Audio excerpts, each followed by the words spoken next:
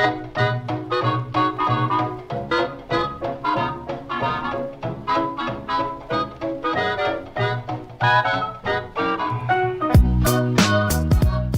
and welcome to Movie Film Studios. I'm Isaac. And I'm AJ. And this is a podcast where we unravel and re-ravel the best that Hollywood has to offer. Mm-hmm. I've done that introduction the last couple of weeks, the unraveling and re-raveling. We've done a lot of unraveling. Not so much re-raveling. The idea is that we deconstruct films and then sort of piece them back together in our own image.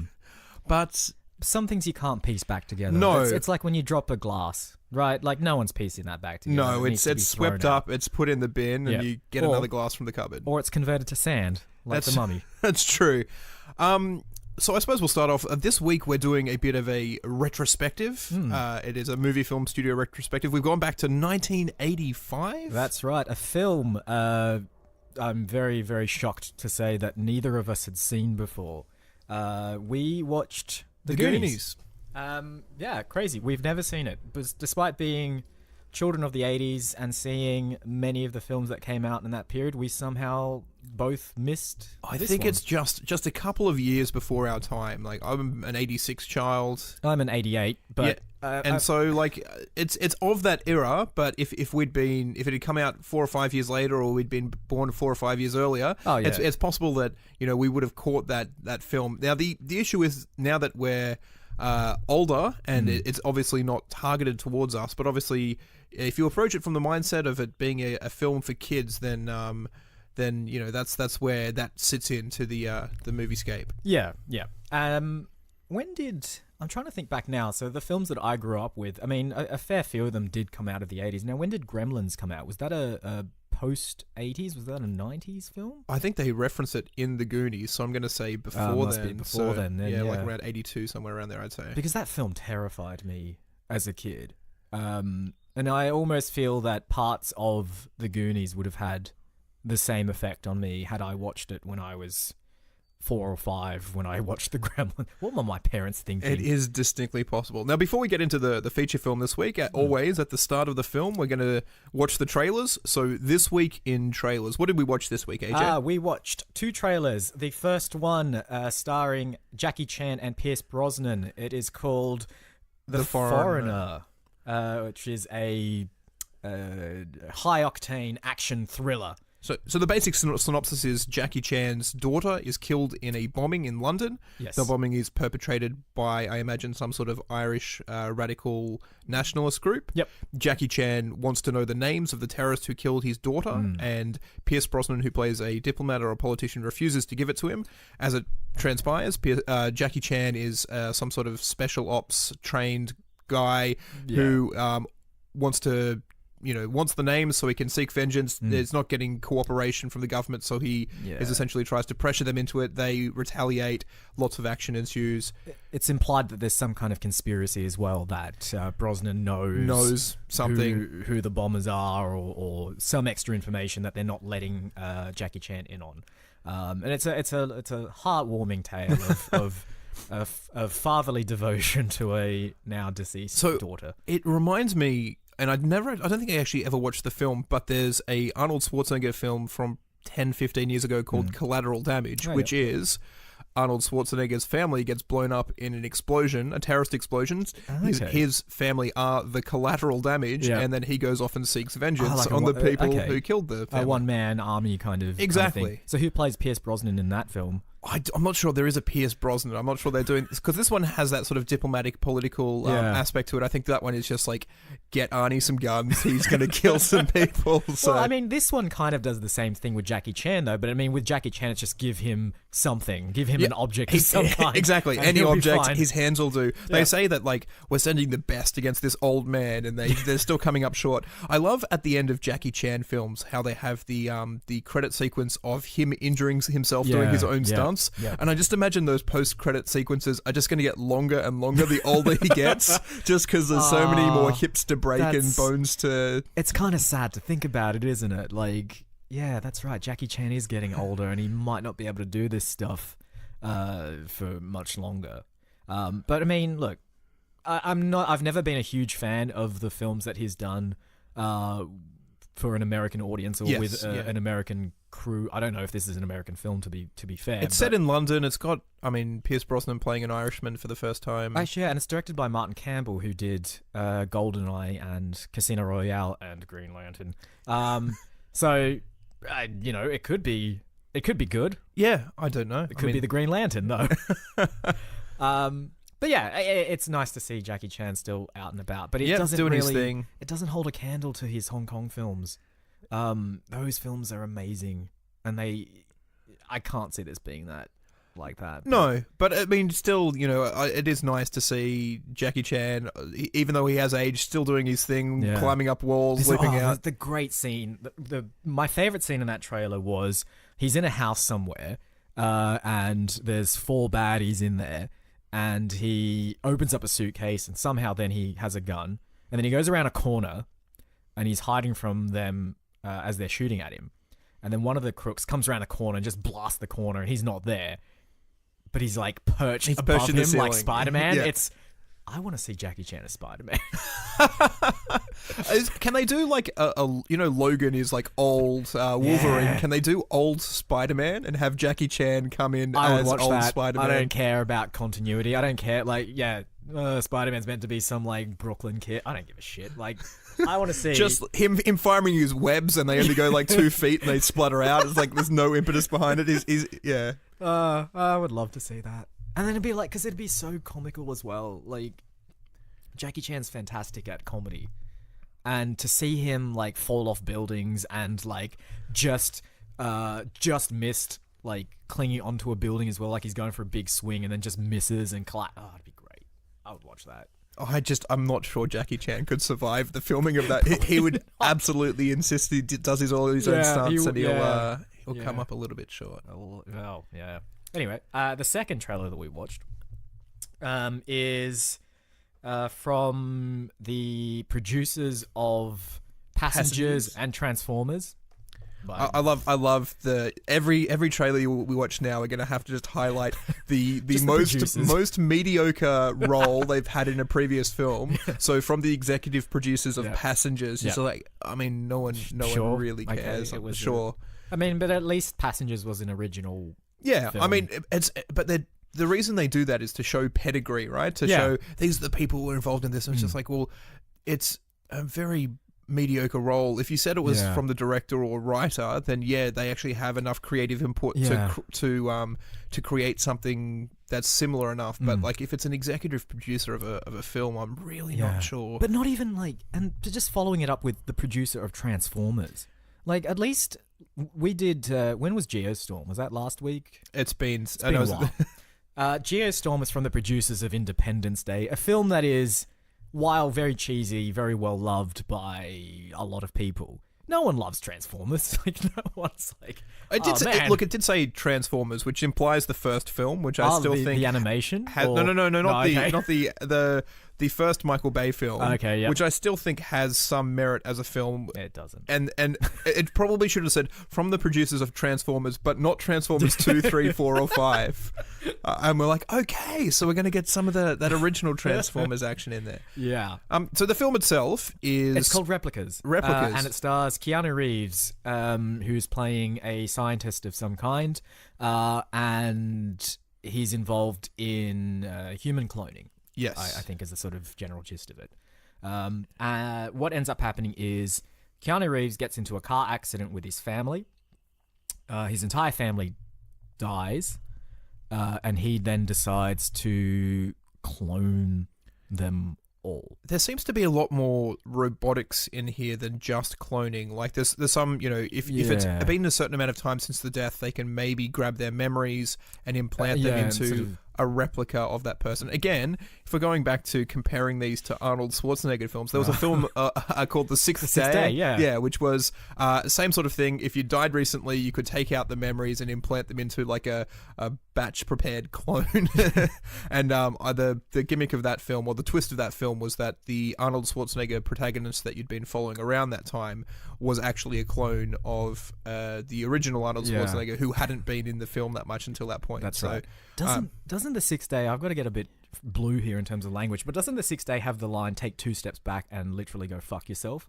when he's talking to one of the other clones. I have no idea. It's a good line. It's such a great line, and I don't think it's going to be in this film. No, but I kind of feel as though they're angling almost for the same twist, where Keanu Reeves also died in the car crash, and he's also been a replica robot clone the whole time. So they're going for a sort of, I guess it's kind of like an iRobot style film where the replicas become more self-aware than they actually are. So they sort of realize that they're, even though they have memories of the humans that donated their minds to them, they're also aware of the fact that they are replicas and they are androids and they run amok and do all sorts of stuff. Something goes wrong. They get angry. They get angry, yeah. Keanu Reeves wears a headset like he does in Johnny Mnemonic. They do some very Minority Report holographic screens waving your arms around to change the drop-down menus. It's like budget Minority Report, though, because he's wearing this weird halo device around his head that looks like it's come directly out of a video game console from the 80s. And it's just, you know how when you first watch Minority Report and Tom Cruise puts on those weird gloves and he's doing all those sort of weird actions, and you're like, yeah, that's kind of cool, and I really want that. But no one looks at Keanu Reeves in this film and goes, yeah, I'd really love to wear that headband and like have blue things flashing in front of my face all the time. It looks crazy. My favorite line in the trailer was, what was it? It's something about... Something horrible has gone wrong. Yeah, what if something horrible goes wrong? That's a literal line in the film. Yeah. It's like, well, does horrible things go right sometimes? Is that... Something horrible has gone completely right. It just... I mean, it was a car crash, it flipped over, and the way that it hit the tree, it bent it into the shape of a Porsche. I was just driving a Toyota, and something horribly went right. Yeah, Yeah, it's got. Look, the film's got Alice Green and Thomas Middleditch in from Silicon Valley in a non-comedic role, which we'll see how that goes. Is it non-comedic though? He'll probably add his little quips in there, but I can't imagine that he's supposed to be a bit of a bumbling nerd like he is in most of the other things that he plays. He won't be Levity Bot. No, I mean, if it was Jake Johnson, we'd go, yes, Levity Bot has cast Jake Johnson in another film. And as we implied, Levity Bot is Jake Johnson. Yeah. Oh, maybe it is Levity Bot's work. Maybe this is Levity Bot 2.0. This is the upgrade now. So it's Levity Bot 1.0 was fired once it was revealed that he was Jake Johnson, and so now he's got like three different names in his system. Have we ruined Jake Johnson's career? I haven't seen him in anything since The Mummy, so this is true. Maybe he's not doing anything. Oh dear. Anyway, he can always be Oscar Isaac's stunt double. Now, one of our recurring segments as well, we have to go back for Trailer Watch, is Jumanji Watch. Yes. So Isaac. Any news in the Jumanji-verse? Let me check. No. Not this week. Not this week. December 20th, I believe, is the US release, and I think 26th here in Australia. So we may get another trailer before now and then. Who knows? There was an article that we were skimming through, which was an interview with the director and Karen Gillan, but that seemed like too much actual work to get updates on Jumanji. So there's some Jumanji. We pulled some Jumanji news from there. It was filmed in Hawaii. Yeah. Karen likes the original. The director directed it. Yeah. I don't know. I don't even know what he's done. Jake Kasdan is the director. I have no idea what else he's done. Probably nothing. Probably some... Actually, I shouldn't say that. He's probably done something like super worthwhile. And if only there was some sort of online database of internet movies. Yeah, but there isn't. So too bad. Let's move on. All right. So we'll get into our feature this week, which, as we mentioned at the top of the show, is The Goonies. It is. Just before we go on, what did you think? I liked it. It is by far... it is... much better than the films we've watched in the previous weeks. It is by no means a perfect film. Nope. There are really weird tonal shifts. There's editing and cuts of shots that are being cut that just don't work. They're very clunky. The dialogue feels somewhat improvised in a lot of places. Yep. The acting from the kids is inconsistent. There's just really weird plot moments and plot turns that you go, that's just stupid or wouldn't work.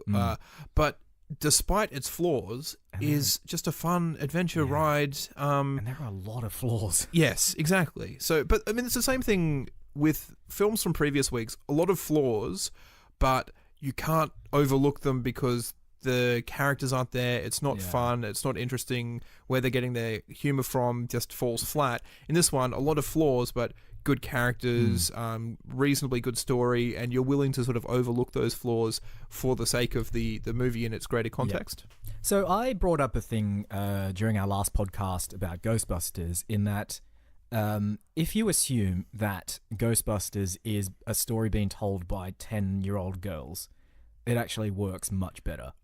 The Goonies is that film. It is. Right? It's like a bunch of kids retelling a story about this adventure they had, and all the like madcap, crazy editing and stuff that happens, and how ridiculous the villains are, and all the stuff that they go through makes complete sense when it's a bunch of kids telling the story. Because it is contextualized from the viewpoint of children. Yeah, and it's more fun that way.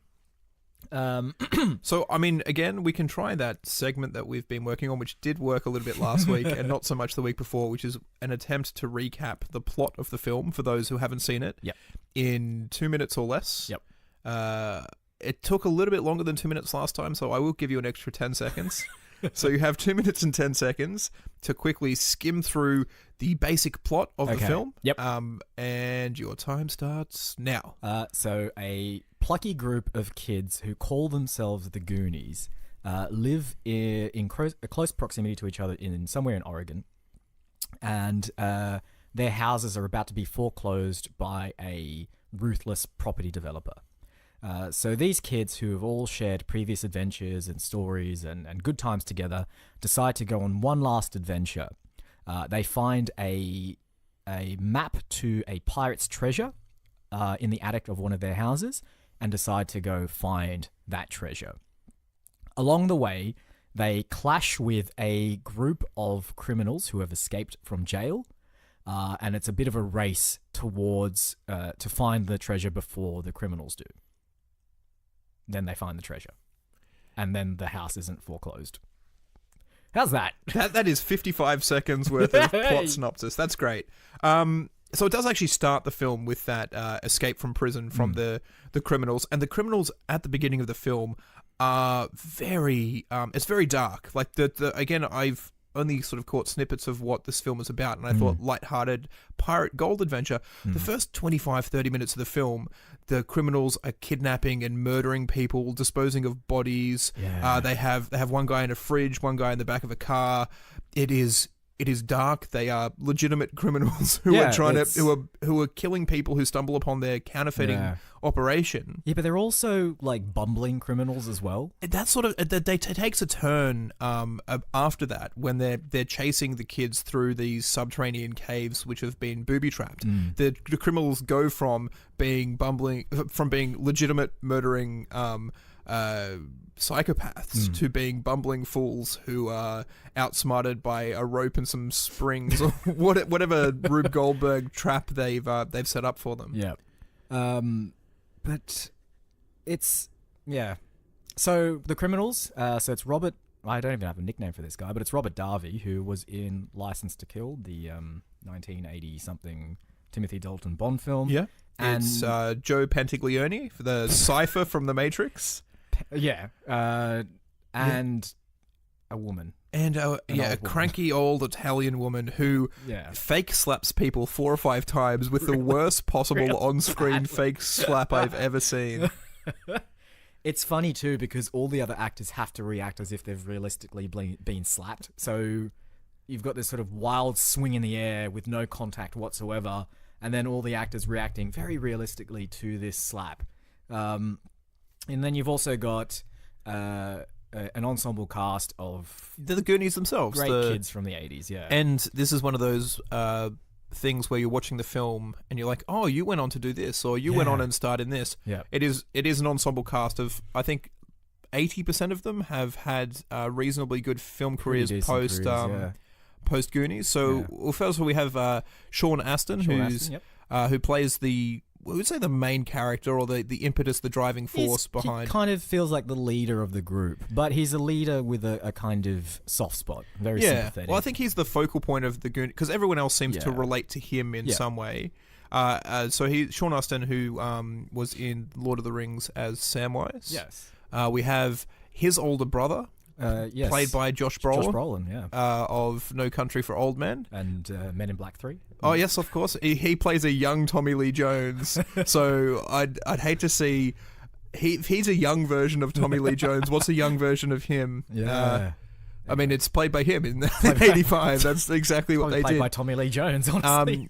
You have Short Round from Temple of Doom. Yes, who has a name, an actor's name? I'm sure he does. He plays Data in this film, who is somewhere in between a Bond car and an Inspector Gadget. He's just like, he'll pull a tab and oil will shoot out the back of his shoes, or there's a spring that shoots a boxing glove from his chest to knock people out. We had Corey Feldman. Corey Feldman is in there, yes. Playing the kind of smart-ass, mouthy kid. Wisecracking kid, who was also in Stand By Me, playing a very... kind of a similar character. I want to say he was in Lost Boys, but I don't actually know. But he's that kind of child actor of the 80s and 90s who kind of went off the rails a little bit with... Yeah. But, you know, he's had a storied career, we'll put it that way. Yep. The guy plays Chunk, who I believe is like an entertainment lawyer now, from what I've listened to other podcasts with comedians. He's still in the industry, but not as an actor. He's handles a lot of the legal side of things. And then the two female characters, Martha Plimpton plays one, and I know her from a TV show called Raising Hope, which was created by the guy who did My Name is Earl, and that was she was very, very good in that. I'm not sure what she'd done between 85 and like 2005, but she's and there was another character who's we don't know. Yeah, she's the one person who dropped off the face of the entertainment industry apparently, never to be seen again. She kind of looks like Emma Watson from Harry Potter. Yeah, it's pre-Emma Watson. Pre-Emma Watson, yeah. Embryonic Emma Watson. Yeah. Embryonic.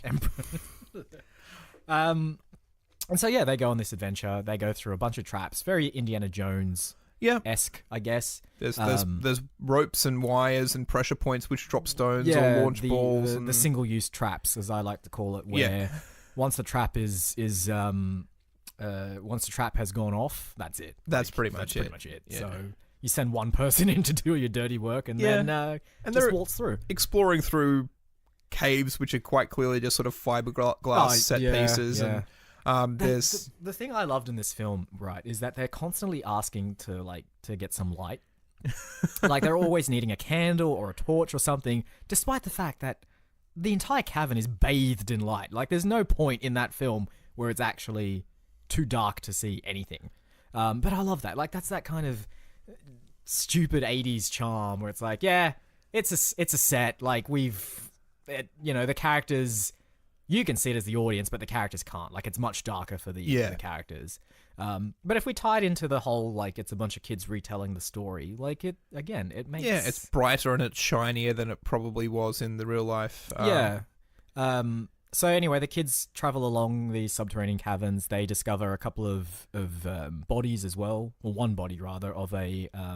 previous explorer who'd gone off in search of the gold. Search of this pirate's gold, and then they eventually... Oh, look, spoilers. I don't know how many alerts we need to put onto this. This film came out in... How many years has it been now? 32 years. 32 years. So, yeah. They find the pirate ship, and they find the treasure, and it's happily ever after. They managed to salvage enough of the treasure to pay off the house so that it's not foreclosed on, and they don't have to move away. And the rich people of the country club get their comeuppance because pirate gold. Yeah, that's right. Well, yeah, one of them gets shot. Yeah, so the two real estate developers who are going around to check out these places that they're bulldozing, essentially go into this old abandoned restaurant, which is like, oh, we're going to bulldoze this, and then you hear some gunshots, and then later up their bodies just show up in a freezer. Like one of them's in a garbage bag in the back of a car, and one of them's in the freezer, and it turns out that the criminals who had escaped had set up shop in this place and had decided to murder some people. It's all a bit coincidental, but the start of the adventure is, the kicking off point is this old abandoned restaurant sort of near a cliff. Yep. So the kids all turn up there. The criminals are in there because that's their hideout.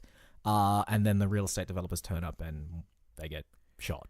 And then there's a very comical scene where Chunk, should explain, the character is the comic relief, chubby, clumsy, happy-go-lucky kind of kid, and he gets accidentally trapped in the freezer with a corpse. Yeah, because he smells ice cream. He smells ice cream through a closed freezer door, through unopened ice cream containers. Yeah. And also there's a scene a little bit later on where they're downstairs and they have pizza upstairs and he can smell that it's pizza with pepperoni.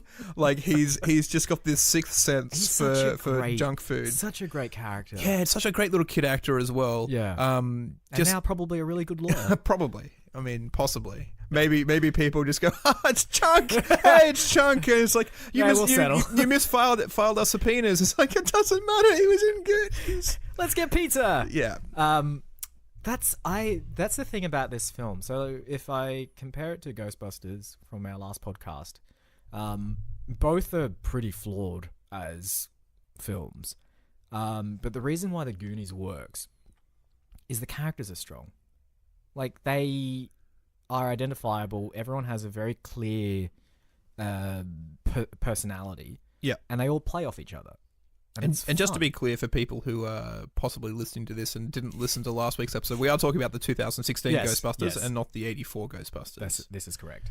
I mean, maybe we're biased because we like 80s films. Yes.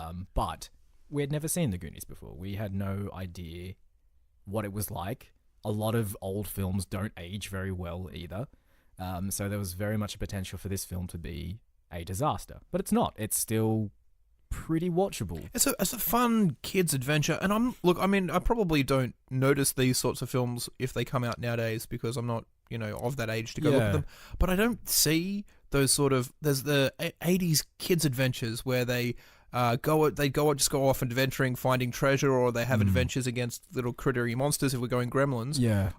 They seem to not really exist nowadays, or they're 3D animated to save on studio costs. I'm not really sure. But you know where this type of film exists? It's the type of films they make for people that are now our age and slightly older. So it's stuff like Stranger Things, stuff like the recent It as well, where they take the nostalgia factor. It's the nostalgia factor, right? So they take that kind of tonal. That feel, that tone, and that kind of sepia toned characterizations, and they bring it into a different context. So they might go for straight horror or for a action horror in the case of Stranger Things, but they retain that sense of personality and very strong characterization, and they obviously set it in the 80s as well to give it that same look and feel. But no, you don't really see films like The Goonies that are trying to be kids' films or family films. They always come off nowadays as very saccharine. And they also tend to come off as... they have dual personalities, right? So they'll make a film, and the best thing I can think of at the moment is Shrek, right? So Shrek comes out, it's meant to be a family film, but it's very clearly laced with a lot of humor that's there purely for adults.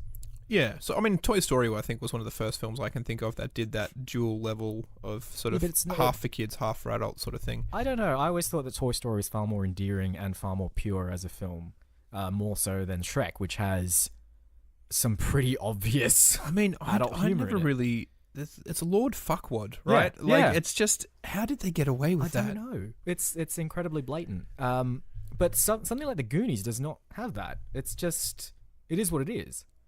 Like, the characters make a couple of, there's some dick jokes in there, but it's like, no, they're actually earned. And, that's something the characters would actually say because... One-eyed Willy. Yeah, it's just fun.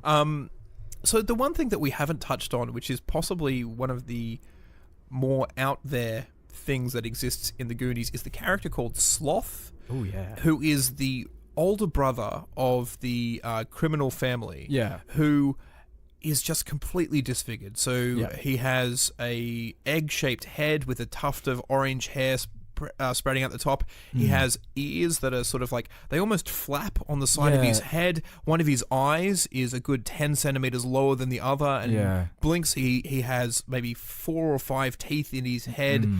He speaks slowly. And he's physically very big. He's a giant. So he was played by a professional footballer, I think you mentioned. Yes. When we Googled who the actor was. I imagine he's some sort of linebacker or something. He is a monster of a man. And in many scenes will pick a character up by one arm and lift them above the head or whatever. He's so it's the gentle giant sort of character who doesn't know their own strength and is possibly a little bit simple in terms of intelligence, but has a heart of gold. Yep.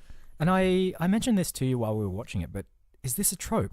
I've seen this type of character before. So there's a character, I can't remember the name of it now, but it's like a duo character in Mad Max 3, where it's he's just a brutal machine essentially, but he has sort of childlike intelligence. Yeah. So there's one in that. I suppose possibly the Green Mile, Michael Clark Duncan has that big giant strength that he doesn't quite understand, very childlike mentality, and is sort of feared and misunderstood by the public. It's Lenny from Of Mice and Men. Yeah, and it's Frankenstein as well. Frankenstein, the Andre the Giant in The Princess Bride. Yep. And there's probably a bunch of other examples there. So it's really, the only stipulation of that character is they have to be big, and they have to be strong, but not have a level of intelligence where they can't really understand their own strength or how they might do harm to other people. But at their core, are fundamentally good people. Yeah. So Chunk and Sloth. So Chunk gets locked in the dungeon with Sloth. Yeah. And they form a bond. And because obviously initially this guy looks like a grotesque monster, but is friendly and nice. And I think even at the end, Chunk says, I love you, you're coming to live with me. I'm like, do you want to check with your parents first? That's a little bit of a weird request. And also, Sloth is probably, I got to say, at least 30 years old at this point as well. So, the weirdest thing that I found about Sloth was the makeup, the prosthetics that they'd done. So up until that point, you have frozen guys with bullet holes in their heads in freezers. It's all very dark and gritty and realistic.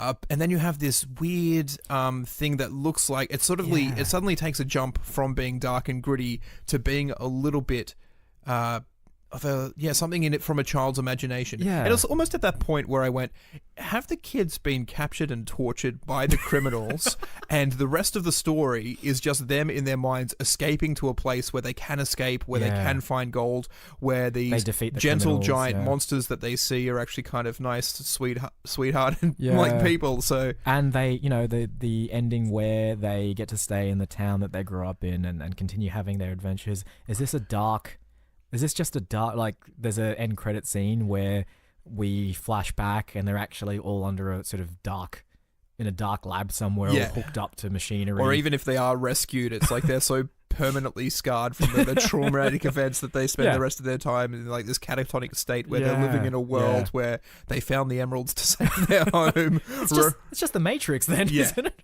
I mean that's the crux of most fan theories, is that something went terribly wrong and it all plays out in the mind of one of the lead characters, the way that they wish that it had gone. All right, so let me throw something at you then. So let's say movie film studios is a legitimate studio, right? I mean, we definitely are. We definitely are. I mean, we are a film studio that makes movies. Why else would we be called movie film studios? This is correct. So we are movie executives.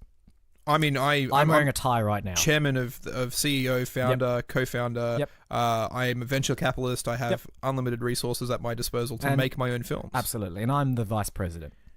Because you can be co-president. You can demote yourself to vice if you want. I said co-founder, so I'm co-founder. No, you're already called vice president. All right, vice president and co-founder. Right. I think you can have that. I didn't want the entire limelight. I wanted to step back a bit and let other people maybe take the limelight a little bit. That's all right. Fine. Don't anyway. So we run a studio, and we love making films. Oh, absolutely. We love love making films. Obviously, we love watching films and pulling them apart, but Yep. the only reason to do that is because we want to understand films better so we can make our own. Because we know what the audience wants. Exactly. The audience wants what they pay to go and see, right? Now, something like The Goonies made a crap load of money. It has a very, very big following. A lot of love and affection for it, and we understand that. We can totally see we that. all know how Hollywood just gets super wet for like rebooting these films, these nostalgic films. Yes, but we're not about reboots. We're above that. No, we make our own original content. Everything we make is 100% original. Yes. The likeness to existing intellectual property will be disputed in the courts. Look, I'm not saying that it isn't completely dissimilar from other films. I would say that as artists, it's not inconceivable to think that two groups of separate artists working completely independently could not come to the same. There is that famous quote that good artists borrow and great artists steal. That's right. And we are great artists. We are indeed great artists, but not legally. From a legal standpoint, we have not stolen anything. No. From a legal perspective, we are good artists. We're just good artists. Yeah. Even just mediocre, because like borrowing is a bit of a legal grey area. Yeah, that's right. As well. No, we're mediocre artists. We attempt to create fresh experiences for our audience. So we'd like to make. I mean, what about you? What do you think? I don't know where I'm getting the inspiration from, but some sort of children's adventure treasure would be a good idea. I'm not sure where we'd start. I'm not sure. I mean, I've got a couple of pitches that people have thrown to me, so I'll run through. Do these people work for our studios? I mean, they can if we decide to hire them. Okay. Or we can just tweak a couple of the nouns and verbs in their pitch and take it for our own. Great. So this one, I'm not really sure if we set it. Do we set it in the 80s? Do we do the Stranger Thing nostalgia factor? No, I think we're done with the 80s, right? Like too many people are doing the 80s. So we either go much earlier or we set it in a modern setting. So we set it in the 40s. Yes, exactly. There we go. Yeah, we divide it by half of 80, 40. It's the 40s. So it's set in the 40s. I think it's possibly we'll go England. It's set during the bomb raids in the Nazis are coming across. The kids are like their escape from the war is an escape to find Nazi gold. Yeah. So I don't know why the Nazis are hiding their gold in England, but I'm sure they are countryside England. Yeah, but it's like what do you call them? They're undercover Nazis. They're sleeper Nazis. Yes. in England. Sleeper Nazis in England have been hoarding their gold there because they're just like, we're going to win the war. We might as well bring our riches over here now because they want to buy England. That was my fantastic German accent, by the way. It's really good.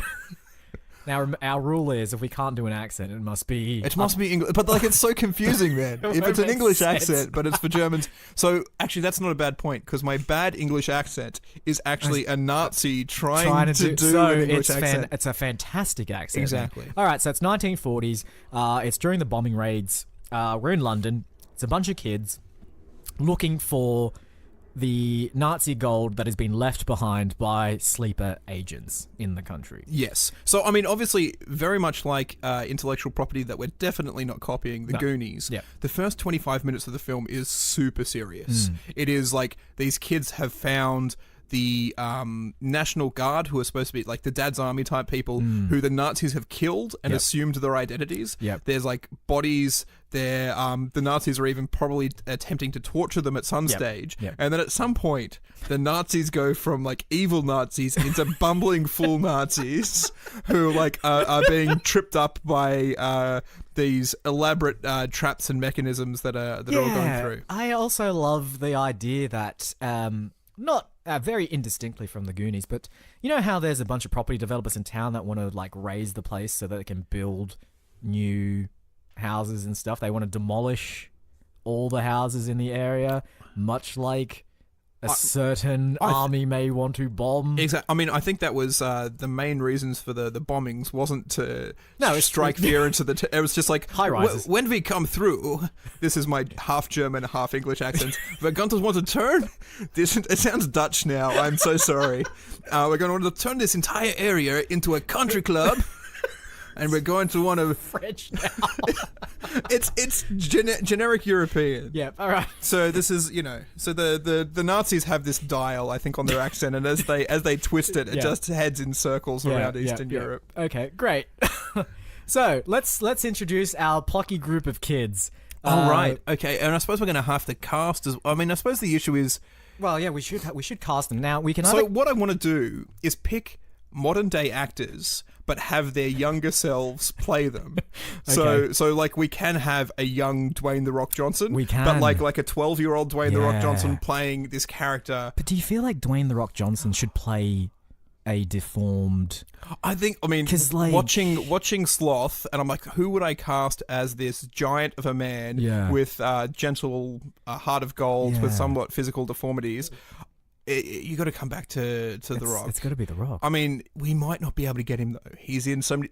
I actually did see a little teaser for Pacific Rim number 2. Yeah, and I'm fairly sure based on our own thing where Pacific Rim 2 is we use science to make Dwayne The Rock Johnson giant so he can fight kaiju monsters.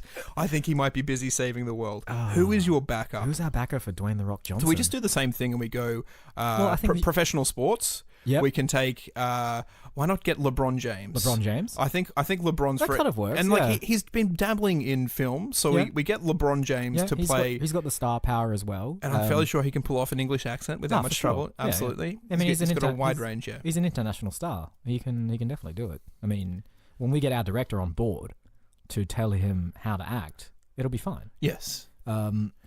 So LeBron James is going to be playing the gentle giant. Does that mean that he's the older brother of one of the Nazis? Is that, if we're completely taking the cues from the Goonies, then that would maybe like he's a cousin. Yes. Okay. Like, he's related, but not directly, and that way. And they're just like, I know you're a member of the Aryan Brotherhood, LeBron, but just to make things a little bit less confusing here in Germany, we're sending you to England because otherwise things might get a little bit hairy. Well, maybe LeBron James's character was brainwashed, so we can imply that the Nazis have all sorts of secret technologies and magical artifacts. If Indiana Jones has taught me anything, it's the Nazis love magical artifacts. They love magic. So maybe LeBron James was just a normal British dock worker. Right. And he's been brainwashed into thinking he's a Nazi. The Nazis kidnapped him. They shot some magic beam at him. That's what deformed him as well. And then his face half melted because he was looking at the Ark of the Covenant. That's almost like what Sloth looks like in the Goonies. He just looked at the Ark of the Covenant for a fraction too long. And then they covered it up. Yeah. It's like, look away! Oh, it's too late. Oh. The Nazis had like a big black curtain in front of the Ark, and then they just go whoop, reveal it really quickly, and then cover it back up, and then they sort of then they sort of say, that looks deformed enough, and then they send him out. I don't know what accent that was. That was actually much closer to German than anything I managed to pull off. So. And then he becomes, what's his character name? What will LeBron? Well, I think we should just call him Tapir. I'm just naming South American. Yeah, I was going to say now. It can't be a sloth because that's not British enough, and neither is Taper. But why not? Sure, his name's Taper. Great. So we've got our gormless giant. So who then are this the kids. Group of plucky individuals? Yeah. So we'd have to go back in time to get them while they were young, but so let's go straight to the source, right? So Sean Astin was Samwise Gamgee in The Lord of the Rings. Yep. So do we take Dominic Monaghan or? Yeah, why not? Yeah, sure. No, and then I suppose we're gonna have to take the other one as well because they're kind of joined at the hip. Yes, let's call him the other one because we absolutely don't remember his name. I'm sorry, Boyd. Yes, something Boyd. Billy Boyd. Thank you, memory. So we have to take both of them. I'd quite like a young Idris Elba. I think would be a phenomenal addition to this ensemble cast. Who would he play though? You could either have him as the tough older brother, Josh Brolin type character. It'd be like, you know how Jerry O'Connell is the fat kid in Stand By Me, but later on plays like the really handsome buff dude in like Tomcats and things like that. Yeah. Maybe that's Idris Elba's origins. And maybe he was like a bit of a tubby little kid and he's grown up into this phenomenal specimen of a man. So he'll play the chunk character and it's chubby young Idris Elba. Okay, so we've got Chunk, who will be called, let's call him Flab. Flabs, yep. Flabs, yep. I love Flabs. We've got Billy Boyd and Dominic Monaghan. Both playing the central character. They're both playing Corey Feldman's the mouth character because they're both. Really? Yeah. I thought he'd play the Samwise. Not the Samwise. He played playing Sean's. I think that's the central character because they're offsiders, right? So I think they may even be playing like twins or something like that. And it's almost taking Corey Feldman, splitting him in two, and giving that fast talking. I would also love the idea that they kind of complete each other's sentences as well. Yeah. So they've got a weird. So are you suggesting conjoined twins then? Well, I am now. I mean, we haven't seen conjoined twins in a serious role. I mean, there's the Matt Damon and Greg Kinnear film Stuck on You, which is a comedy because it just have conjoined twins in a film and don't mention that it's anything abnormal because I mean, conjoined people exist in the real world. Right, yeah. There's no reason for them just to not be regular people in a film. We do Billy Boyd and Dominic Monaghan as conjoined twins playing the Corey Feldman role of the fast talking the mouth. Yep. And everyone is fine with it. So exactly. We don't. Okay, that's great. All right. Now so we still need a lead. We still need a lead kid. Still need our plucky. I want to say like Kate Winslet, right? A young Kate Winslet in the lead role. But I mean, I've said Idris Elba and Kate Winslet, and they just have been in a film together called like Between the Mountains, where they crash. Okay. So maybe it is that. Maybe we take both of them, and it's like when they watch Stuck Between the Mountains, we've plane crashed and we have to survive. They're like, oh, it's so good that they've reunited these two actors because they were in that film together as kids. Yeah, how lovely is it to see them back together again? Yeah, of course. So lead character is played by a very young Kate Winslet. Kate Winslet, yeah. And her older brother or sister is played by a young Helen Mirren. But like obviously a young Helen Mirren compared to Kate Winslet, she's still like 40 years older than Kate Winslet. So here's a bit of weird trivia for you. On an episode of The Daily Show a few years back, Jon Stewart made this big deal about how young Helen Mirren looked like Jennifer Lawrence.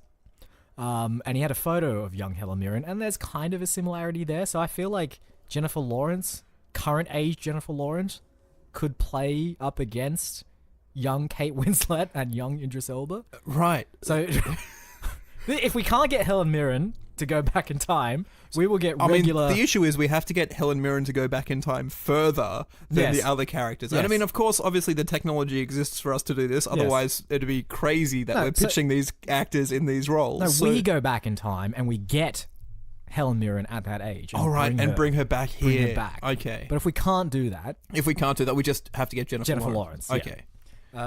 Okay, great. So we've got our ensemble cast. We've got the Nazi gold as the MacGuffin, the target of the film. We haven't cast our criminals. We haven't cast our Nazis.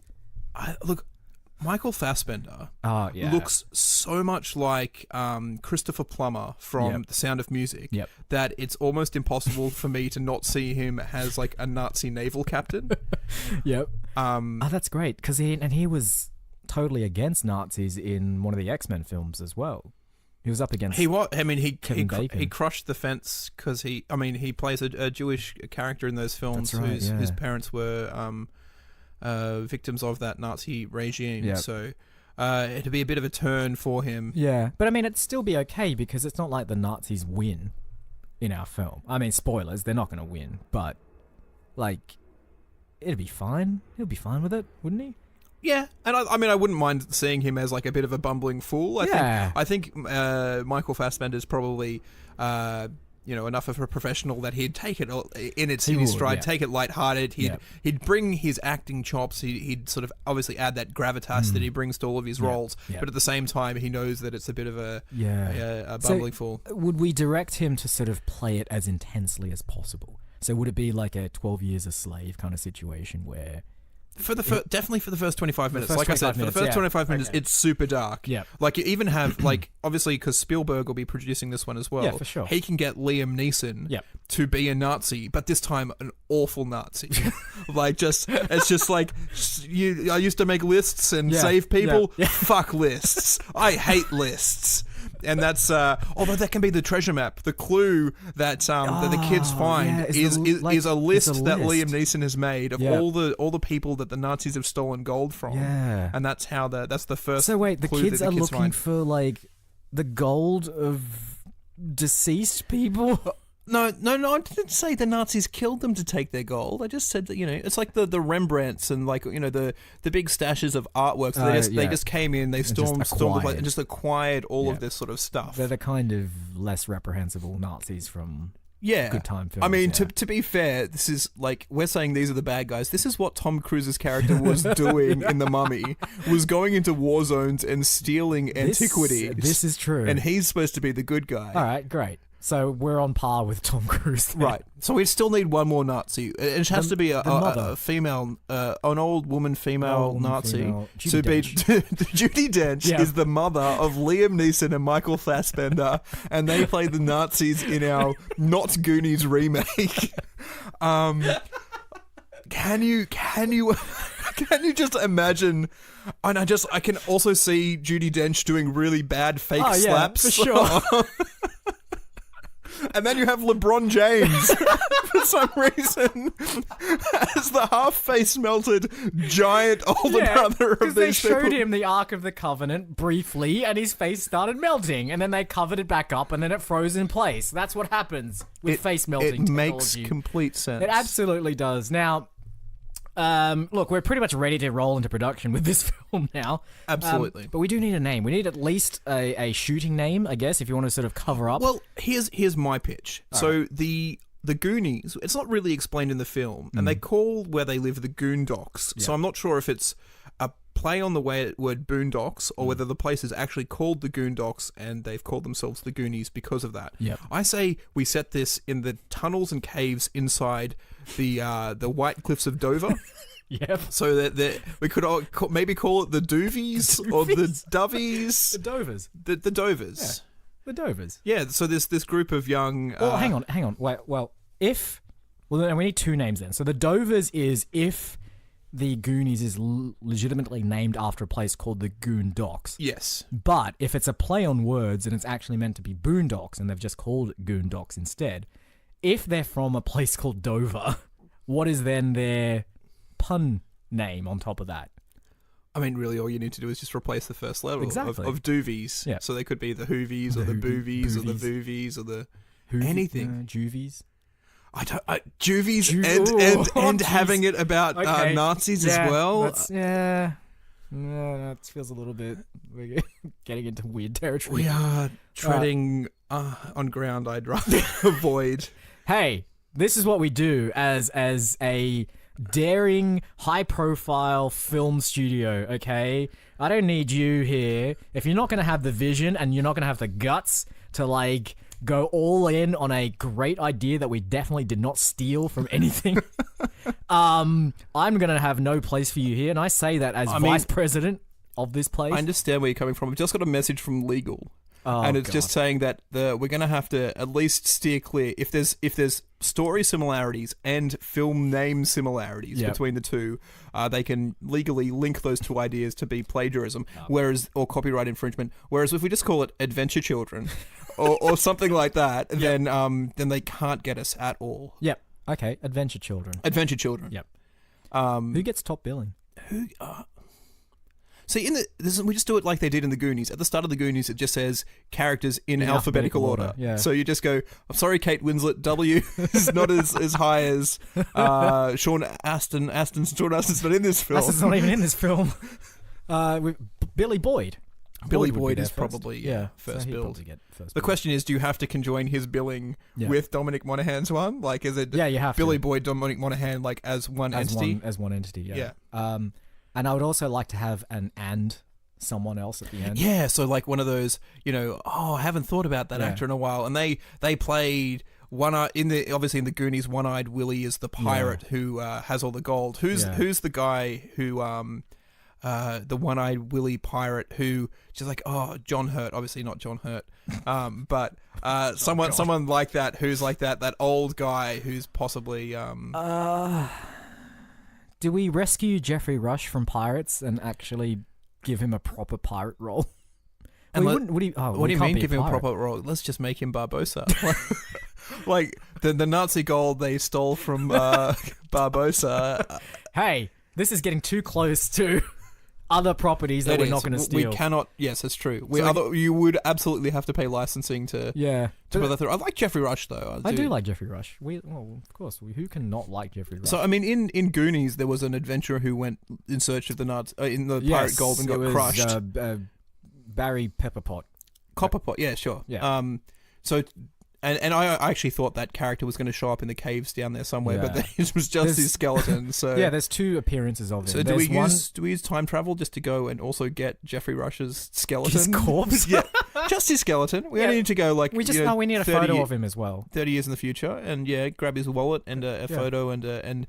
We use that bone time traveling technology that we is definitely real, and it's definitely from last week's episode. Yep. To like, so we can go and Jeffrey Rush. And when people walk out of the cinema and said, "Where was Jeffrey Rush?" and we're just like, "That's a secret we're going to take to the graves," or you can just listen to our podcast and find out it was the skeleton of the dude. Yep. I do like how we're going to be using Jeffrey Rush's actual wallet as well. Oh, you just have cross to out his name and write down whatever the name of his character is in our film. So, here's a potential problem then. So, if we look at the Goonies, and because we don't want to obviously copy them, and we haven't yet at all. No, not at all. So that film ends in a pirate ship. So that's where the treasure is located, and there's a sort of... Did I hear you say Nazi submarine? Yes. You did say it. You did hear that. Just like that, like they find a U-boat like in a subterranean cavern that is like connected. It's like there's a passageway underneath the cliffs of Dover into this subterranean cavern, and it's a Nazi U-boat full of Nazi gold. So, is there a crew in there? Have they just... Right, because in Goonies, One-Eyed Willie kills all of the Nazis so they won't know exactly where the... Well, he kills pirates in the Goonies. He doesn't kill... I mean, we don't know that. They may have been Nazi pirates. You don't know their political viewpoints. This is true. Yeah, I shouldn't judge. But hang on, this also means if we're going to the future to get Jeffrey Rush's corpse, we're going to need more corpses for that Nazi U-boat. Because it's like the Goonies is full of them. Like there's skeletons everywhere. So who's going to play the captain of the U-boat? We'll never tell. Ooh. That secrets we'll take to our grave. Ooh. Or is that us? It's us, yeah. We took the secrets to our grave because they are our skeletons. We travelled into the future. To get our own skeletons. Does that mean that we're going to have cameos in all of the films that we make here at Movie Film Studios? But only as corpses. Only as corpses. Yeah. So there'll be skeletons in every film we do. Yeah. And secretly, there'll be our own cameos with that bone time traveling technology. But I think as well, like we can... It depends on when we go back to get our corpses. So we can either go back far enough and so that they're skeletons, or we go back into a more recent time where we've only been dead for 2 years and we're still a little bit juicy. Or 2 days. Or 2 days, yeah. It's just like, bump, bump. Is that you on Law and Order as the dead body that's being carted away?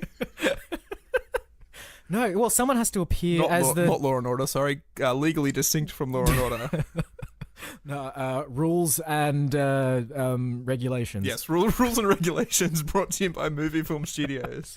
And then the spin-off. Is rules and regulations a Jane Austen Law and Order type? Like, I really think that idea is way too good to be on this podcast because I really wouldn't mind doing it. I want to say, what are the spin-offs as well? Like, a Victorian era Law and Order called Rules and Regulations. So what would Special Victims Unit be? Peasant folk. Rules and regulations. Peasant folk. Prized. What's another word for victims? Prized indentured servant. No. Okay. So, going back to our corpse thing as well. We need someone to play.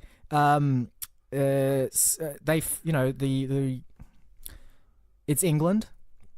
There's a bunch of people in the town who are English, who actually support the idea of demolishing most of England to build Nazi skyrises. Right. Okay, it's Nazi sympathizers. And so they go to the house of where our Nazis are staying. And they're like, we'd like to knock this place down if you wouldn't mind. And then they shoot them. Yeah. So we're going to need a couple of corpses. That can be us again. These guys are going around at night and turning the lights on in all the houses. Yeah. So when the Nazi bombing parties come over, they have a target to aim for. Yeah. That's really but it doesn't quite really make, dark. It doesn't make any sense. Like, why would the Nazis kill those guys? Surely they'd be like, "Wow, you guys are doing a very good job." That was was so Indian. That was terrible. Yeah, I mean, the distinction between German and Indian accents is almost impossible to hear without a trained ear. Yeah, so. Yeah. Oh, look, I think these are just minutiae we're going to have to work out in the script writing phase. Yeah. Which, to be honest, is going to be this afternoon. The project is. I mean, I suppose it's a democracy. I don't run movie film studios with an iron fist. I have a little switch here. One of them is a red light. One of them is a green light. On the count of 3, I'd like you to flip your switch and see, whether we green light this project or not. So 1, 2, 3. Oh, that's 2 green lights. I think that project has been green lit. Launched. It's already in pre-production. It is in pre-production. We got to, get ourselves a director, get ourselves an executive. We have to put an executive producer in our trailer. And it needs to be what film was this executive producer part of? Because, I mean, we've got Steven Spielberg, and he's obviously the executive producer of Transformers. Yes. That's the only reason he's there. We don't really give a crap about any of the other stuff he's done.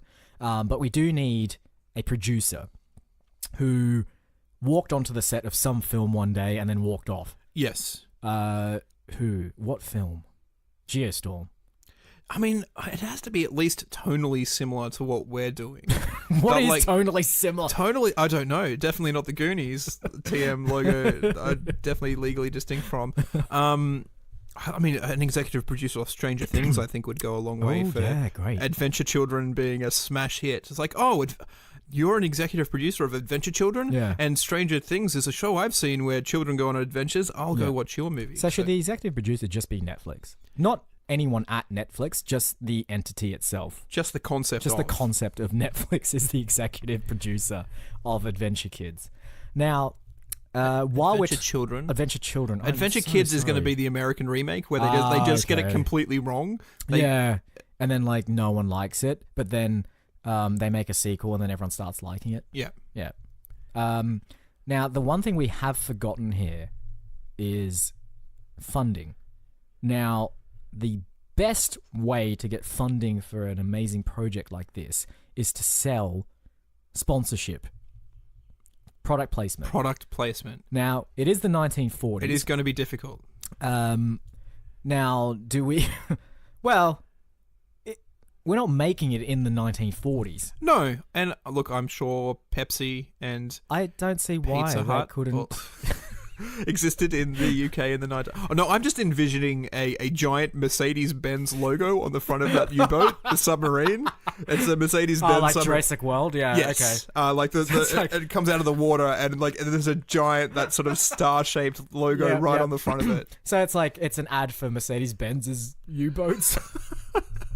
Look, I just think so long as they get their logo in there, they don't really care what sort of vehicle it's on. Well, I mean, if we can get them to make a U-boat, if that's a bold new direction for Mercedes-Benz to make U-boats, I'm all for that, and then they can be in our film. But I don't think we should limit it there. I think, Pizza Hut could definitely be there. I mean, how else did Idris Elba get a little bit... What do we call him? Flabs? Flabs, yeah. Flabs, how did Flabs get his nickname? Exactly. He didn't get it from eating Marmite and corned beef. That's something they ate in the 1940s. Sure. Right? It sounds very English, I'll give you that. If you do it in the old-timey English accent, it works. Marmite and corned beef. Yes. No, it has to be, hello, Marmite. Here's your Marmite today. Marmite and corned beef. You can't say Pizza Hut in that accent. Oh, gee, you can't. Pizza Hut. No, it doesn't work. It doesn't roll off the top. Domino's. Domino's does work. Domino's, yeah. Well, because there you go. It's also an old game from the 1930s or something. I think Domino's could be in it, but they should just be an actual Domino's set. Yeah, this is pre-pizza. This is when they were the manufacturer of the tile game rather than the pizza chain company that we'll come to know and love. Timothy Domino's. This is the story of how Domino's got made. Oh, yeah, sure. So Timothy Domino's inherited his father's Domino's factory in 1956. And the world was going through a bit of a Domino's recession. The game had really gone out of favor with the kids of the day. It didn't look like it was coming back. There was a lot of news headlines and newspaper boys on the headlines going stuff like, extra, extra, Domino's no longer popular with children. I mean, what was he to do with these small, flat, square boxes that they used to ship Domino's off to people? That's the thing. He had no idea. He had a warehouse full of them. All the wood used to make Domino's themselves. So he decided that the obvious next logical step was to use the wood to create ovens, to use the boxes, make them slightly bigger. Because you can't do anything else with wood anything else. except for make ovens. Exactly. That's the only thing wood is good for. That's the only thing you can do with it. And especially since, like, you know, some of these Dominoes are probably made out of ivory as well. So what do you do with ivory? You turn them into ovens. An oven. You make make big ovens. And what do you do with the black paint that they used to put the dots on the Dominoes with? You turn it into ovens. Just you paint the ovens black. Yeah. You can't do anything else with it. Because it makes them hotter. And that's how you get piping hot pizza, right. So Timothy Domino's made the bold decision in 1956 to convert his previous Domino empire into a Domino's pizza empire. Right. So we put Domino's product placement in our film. You know what's really good about Domino's is like the physical thing is that there's so many of those Rube Goldberg contraptions in Goonies that instead of like having cannonballs which pull levers, which pull chickens to lay eggs to counterbalance weights, it's just all dominoes, just knocking the dominoes down. That's fantastic. Just like the trap is just it knocked over a domino, and it's just dominoes all the way around. See, this is why like the director and the producers of the Goonies had no idea how to do product placement properly. So all the traps in our film will feature Domino's branded dominoes. Exactly. So they'll be everywhere. Like a good third of the film will be full of traps made by Domino's. And that's how we make this film. Like, we'll get tons of money coming in for that. So, I mean, just between Mercedes-Benz submarines and Domino's, this film is, like, our special effects budget is going to be off the chart. We could probably even get LeBron James to look at the real Ark of the Covenant and then pay for the cosmetic surgery to fix him up, yeah. That's fantastic. I think we have our film made. I think we have a winner. So look out in the cinemas in the not too distant future. I mean, we have a turnaround time on these films of 4 or 5 days generally, so it should probably be out by next week. So look out at the movies for Adventure Children, a rollicking adventure in the search of Nazi gold, starring Idris Elba, Judi Dench, Helen Mirren, Kate Winslet, Billy Michael Boyd, Fassbender, and Dominic Monaghan. It's got them all the ones you know and love. There was another, Liam Neeson is also Nazi as well, and Jeffrey Rush in very very small print, skeleton only. No, he's a bit juicier in the film. I think it's his corpse. All right, it's our skeletons. It is our skeleton, but we never put ourselves in the credits. No. So on IMDb, it's always just like in parentheses uncredited. Cameo uncredited. All right, I think that might do us for this week. Children. I think it's coming soon to a cinema near you. Anywhere you want to watch it. Anywhere you need to watch it. I'm pirating it right now. All right, well, until next week, I suppose. Normally at the end of these things, we discuss what films we want to watch next week. So, I want to watch Adventure Children. I mean, yeah, exactly. I suppose. I mean, I'm watching it right now. I'm watching it being filmed. Yeah, I think I went to the future and actually just got a copy of it on Blu-ray. That is so smart. So it's still Blu-ray in the future. I thought that. All right, look, our film's coming out next week, so I mean, it's not that far in the future. They would have upgraded the technology. by then. not by then. But when they do the remastered Criterion edition on laser hologram cube, Holovex, I think it's called. That's right. It's just broadcast straight into your brain. Straight into the brain. I mean, so you don't actually watch it. You just remembered that you watched it in the past. It actually feels like you're in it. It's like, have you ever seen Adventure Children? It's like, I was in Adventure Children. That's no, right. wait, they just Holovexed it into my brain. Yep. So, I might go check what Adventure Kids and Adventure Kids 2 was like as well. Yeah, Adventure Kids 3D, Adventures of Lava Girl and Shark Boy. All right, so I suppose we won't mention what we've got on the cards for next week. Well, I don't know. There's we've mentioned Valerian a lot. City of 1,000 City Planet Stars. It's got to be close to coming out on Blu-ray, so past that War of the Dawn of the Battle of the Planet of the I have actually Monkey. seen that one already. You have? Yeah. So we probably won't do a retrospective last week. Obviously, this week I'm thinking maybe like once a month. The first week of the month, we'll pick a film from the past that both of us haven't seen. That's so part of the culture of film that it's like, how the hell have they missed this? So next week we'll probably be going back to films that have been released at least in the last 1 or 2 years. Hopefully a little bit sooner. I'm still keen to see Spider-Man. I know you've already seen it. I have seen it, yes. And you wanted to see Wonder Woman, and I've already seen that. Was there another film released in that sort of like... Transformers. Transformers The Last Night. Yeah, which I haven't seen. I don't really want to. But I also really don't want to watch it. But considering that executive producers from that film series are everywhere, like they're spreading and mutating across the really film landscape. As movie film studios, it seems financially irresponsible of us to not just like make a big budget film, which is like these films make billions of dollars worldwide. And if we can just get a fraction of that action, just a little bit, just a little. Bit. I mean, like we're not greedy. Exactly, just a little bit, just a slice. All right. So next week will be Transformers 5, The Last Night with Mark Wahlberg. Let's see how much of an enjoyable film watching that experience that is. All right, so you've been listening to Movie Film Studios. I'm Isaac. And I'm AJ. Roll credits. March wind